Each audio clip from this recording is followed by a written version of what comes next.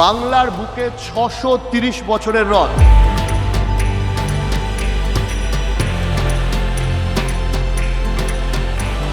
এই 630 বছরের রথের যে ঐতিহ্য, এই 630 বছরের ভক্তির যে ভাবাবেগ, সেই ভাবাবেগে কিন্তু ভাসছে আজকের শ্রীরামপুর শহর, এবং আমরাও তাদের সবার সাথে মিলেমিশে একাকার হয়ে গেছি আজকে।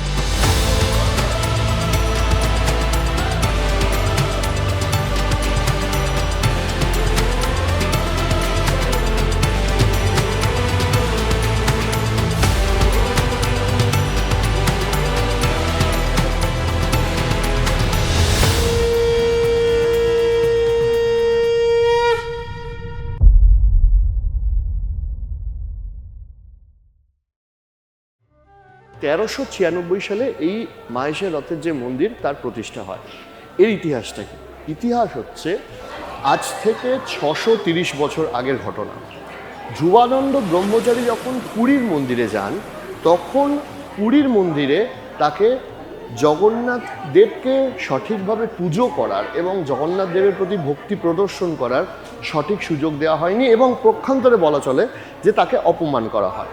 তখন ধ্রুবানন্দ ব্রহ্মচারীর মনে অত্যন্ত দুঃখ হয়, এবং তিনি ভাবেন যে আমি একজন জগন্নাথ ভক্ত হিসাবে পুরীতে এলাম এবং প্রভু আমার সাথে এরকম ঘটালেন, যারা পুরীর সেখানকার মানুষ রয়েছেন, প্রভু আপনি আমার কিছু করবেন না?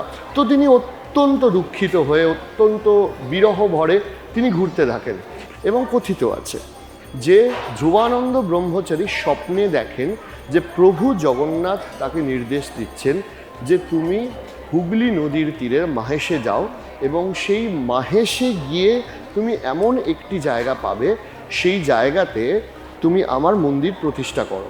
এবং সেই মন্দির প্রতিষ্ঠার জন্য তিনি যখন মাহেশে আসেন, বা তিনি জগন্নাথ পূজার জন্য যখন মাহেশে আসেন, তখন দেখা যায় যে সত্যি সত্যি হুগলি নদীর তীরে জগন্নাথ দেবের মূর্তির জন্য কাঠ ভেসে এসছে, এবং ধ্রুবানন্দ ব্রহ্মচারী তৎক্ষণাৎ সেই কাঠ দিয়ে জগন্নাথ, বলরাম এবং সুভদ্রার মূর্তি করেন, এবং 1396 সাল থেকে এইখানে পূজিত হচ্ছেন জগন্নাথ দেব। ভারতবর্ষ তথা পশ্চিমবঙ্গের অন্যতম ঐতিহ্যবাহী জগন্নাথ ভক্তদের জন্য অন্যতম খুব গুরুত্বপূর্ণ স্থান মাহেশ জগন্নাথ মন্দিরে এখন আমরা দাঁড়িয়ে আছি।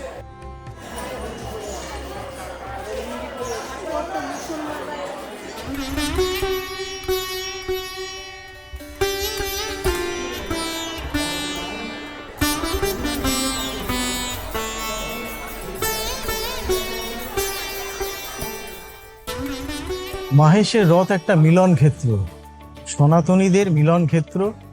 আমার ভবিষ্যতে এই রথযাত্রাকে নিয়ে তো শুধু পরিকল্পনা নয়, আমার পরিকল্পনা আছে শ্রীরামপুরকে পর্যটন মানচিত্রে যাতে আগামী দিনে জায়গা করে দেওয়া যায়।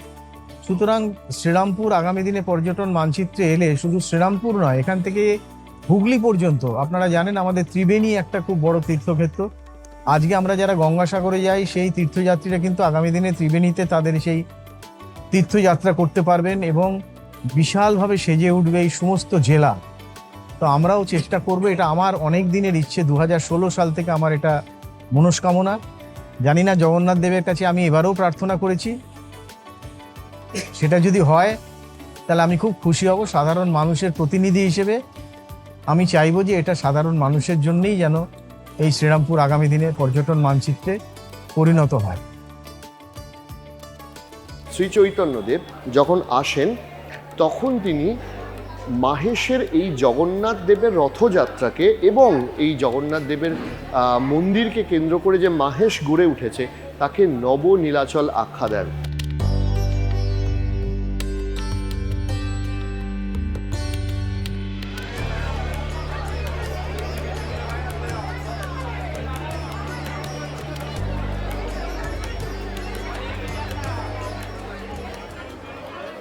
জয় জগন্নাথ। আমি পিয়াল কৃষ্ণ অধিকারী, সম্পাদক, মাহেশ জগন্নাথ মন্দির। চৈতন্য মহাপ্রভু যখন নীলাচলের পথে যাত্রা করছেন, চৈতন্য মহাপ্রভুরই তো মাহেশ। যখন তিনি মাতৃ আদেশে নীলাচলের পথে যাত্রা করছেন, কাটোয়ায় কেশব ভারতীর আশ্রম থেকে তিনি দীক্ষা গ্রহণ করলেন। মধুনাপিত ওনাকে মস্তক মুন্ডন করে দিয়েছিলেন। মধুনাপিত ঝরঝর করে কাঁদছেন, বলছেন আমি পারবো না প্রভু। বলছে, ওনার হাত চেপে ধরলেন, তোমাকে আমার মস্তক মুন্ডন করতে হবে, আমি যাব নীলাচলের মধ্যে। এবং তারপরে তিনি চলে এলেন আমাদের সেই ধ্রুবানন্দ ব্রহ্মচারীর কুটিরে। সেই কুটিরে এসে ধ্রুবানন্দ ব্রহ্মচারীর তখন অন্তিম কাল। চৈতন্য মহাপ্রভুকে ধ্রুবানন্দ ব্রহ্মচারী দেখে বলল, তুমি ঠিক সময় এসেছো প্রভু, এই জগন্নাথ দেবের সেবা পূজার ভার কাউর হাতে দাও, আমার অন্তিম কাল, আমি আর পারছি না। তো চৈতন্য মহাপ্রভু তখন ঠাকুর কমলাকর পিবলাইয়ের কথা মনে পড়ে গেল। আমরা হচ্ছি যার বংশধর।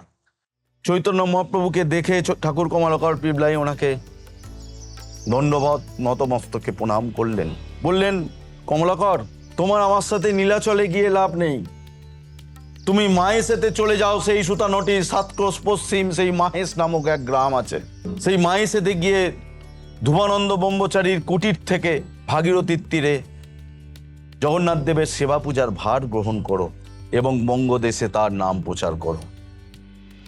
এই বলে তিনি নীলাচলের পথে যাত্রা করলেন। সেই ঠাকুর কমলাকর পিবলাই আর কাল বিলম্ব না করে সেই রাত্রিরেই তিনি চললেন সেই ভাগীরথীর তীরে ধ্রুবানন্দ ব্রহ্মচারীর কুটিরে।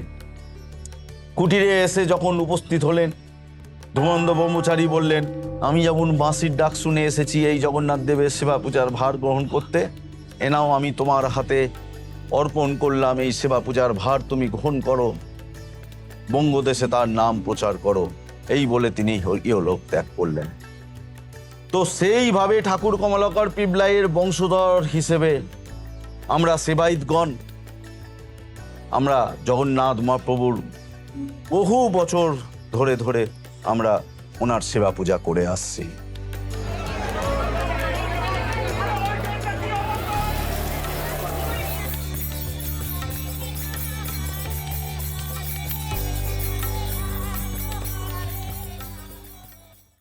এবার আসছি এই যে রথের একটা ইতিহাস রয়েছে। তা আমি যে বিষয় দিয়ে বলছিলাম, যে মনে করা হয় যে এই যে এই রথ কিন্তু জগন্নাথ দেব প্রতিষ্ঠার কয়েক বছরের পর থেকেই শুরু হয়ে যায়।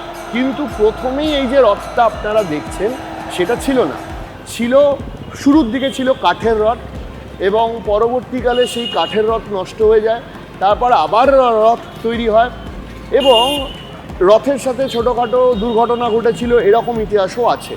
এবং আপনারা জানলে বুঝতে পারবেন এই যে রথটা যেটা বসে আছে সেটা কতটা ঐতিহাসিক।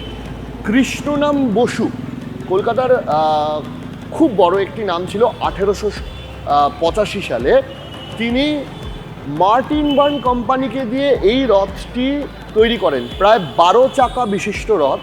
এবং এই মাহেশের যে রথ রয়েছে, এই রথের হাইট প্রায় কম বেশি করেও 50 ফুটের কাছাকাছি, এবং সম্পূর্ণ লোহার একটি রথ। এবং এই রথের মধ্যে অত্যাধুনিক বেশ কিছু টেকনোলজি রয়েছে, যেমন এই রথের চাকার স্টিয়ারিং রয়েছে। এবং এই রথটি কিন্তু 1885 সাল থেকে রোদ, ঝড়, জল, বৃষ্টি সব কিছু সঙ্গে করে আজও রয়েছে। এবং 1885 সালের রথে থেকে বা রথে বসে কিন্তু আপনাদের এই রথের ইতিহাস বলতে পারছি, এটা আমাদেরও সৌভাগ্যের বিষয়।